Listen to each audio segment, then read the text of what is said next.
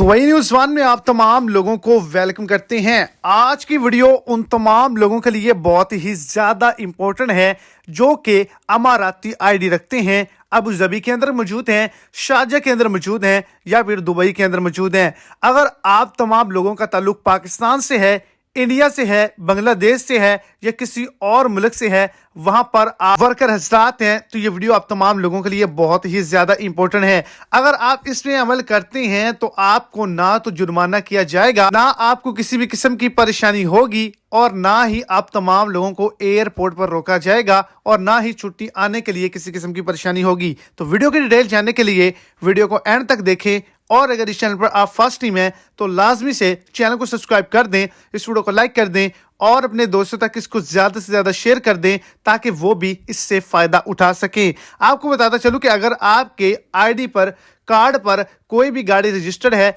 वो आपने सेल कर दी, जिसने खरीदी है उसने अपने आईडी कार्ड पे या फिर अपने आईडी पे उसको ट्रांसफर नहीं करवाया या आपकी गाड़ी चोरी हो गई या तबाह हो चुकी है या कोई भी मसला बना है, तो आपको 1 साल की मोहलत मिली है, उसको मुकम्मल तौर पे ख़त्म करवा दें, नहीं तो हर महीने 500 दिरहम का आपको जुर्माना होगा और आप तमाम लोग अपने मुल्क छुट्टी पे भी नहीं आ सकते, एयरपोर्ट से आपको आगे नहीं आने दिया जाएगा।